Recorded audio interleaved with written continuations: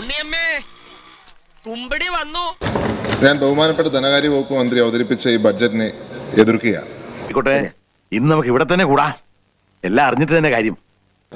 പ്രതിപക്ഷ MLA-മാർക്ക് എന്താണ് ഫണ്ട് അനുവദിച്ചിരിക്കുന്നത്? ഭരണപക്ഷ MLA-മാർക്ക് കൊടുക്കുന്നതിന്റെ പകുതി ഫണ്ട് പോലും പ്രതിപക്ഷ MLA-മാർക്ക് നൽകിയിട്ടില്ല എന്നുള്ള യാഥാർത്ഥ്യമാണ്. ഉറക്കം വരുന്നു. മാറ്റങ്ങൾ വല്ലതും ഉണ്ടെങ്കിൽ അത് എണ്ണി പറയാൻ സാധിക്കും. കൊച്ചി മെട്രോ, കണ്ണൂർ എയർപോർട്ട്, വിഴിഞ്ഞം തുറമുഖം, ആ ലിസ്റ്റ് നീണ്ടുകൊണ്ടേയിരിക്കുകയാണ്. അതല്ലാതെ എന്തുണ്ട് ഈ സർക്കാർ പറയാൻ സാധിക്കുന്നത്? ഈ പദ്ധതികളെല്ലാം UDF ഗവൺമെന്റ് ആസൂത്രണം ചെയ്യുകയും നടപ്പാക്കുകയും ചെയ്ത പദ്ധതികളല്ലേ സാർ? സത്യമാണെങ്കിലും എനിക്ക് അംഗീകരിച്ചു കൊടുക്കാൻ പറ്റുമോ? നിങ്ങൾക്ക് ഒരു പദ്ധതി ആസൂത്രണം ചെയ്ത് തുടങ്ങി അതുപോലെ തന്നെ പൂർത്തിയാക്കിയ ഒരു പദ്ധതി കേരളത്തിൽ നടപ്പാക്കിയ പദ്ധതി ഉണ്ടോ നിങ്ങൾക്ക് പറയുവാൻ? 8 വർഷക്കാലം നിങ്ങൾക്ക് ചെയ്യാമായിരുന്നു. കൊച്ചി മെട്രോയുടെ 2ാം ഘട്ടം നിങ്ങൾക്ക് ചെയ്യാമായിരുന്നു. തിരുവനന്തപുരത്തെയും അതുപോലെ തന്നെ കോഴിക്കോട്ടെയും ലൈറ്റ് മെട്രോ എന്തുകൊണ്ട് നടപ്പാക്കിയില്ല? ഞാൻ കാല് പിടിക്കാം, ഇനി ഒന്നും വിളിച്ചു പറയല്ലേ.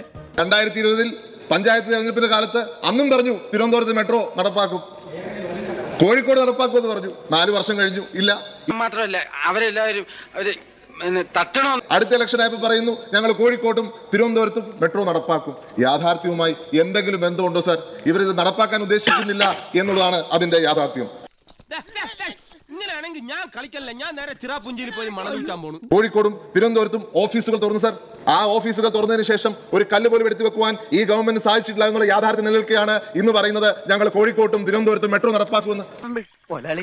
ഞാൻ ഉപദേശിക്കുന്നു കരുതരുത്, മുതലാളി ഒരു ചെത്തിയാണ്. വിഴിഞ്ഞത്തിന് 2 പതിറ്റാണ്ടിന്റെ താമസം ഉണ്ടാകുന്നു കണ്ടുപിടുത്തം ഈ ബഡ്ജറ്റിലുണ്ട്.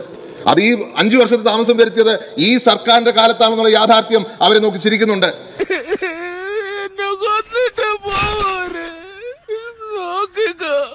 ട്രാക്ടറിനെതിരെ സമരം, കമ്പ്യൂട്ടറിനെതിരെ സമരം, സ്മാർട്ട് സിറ്റിക്കെതിരെ സമരം. ഇവിടെ ഇന്ത്യയുടെ പ്രധാനമന്ത്രി മെട്രോവിന് തറക്കിടാൻ വന്നപ്പോൾ അവരെ അദ്ദേഹത്തെ സ്വീകരിച്ച സമരം കൊണ്ടാ.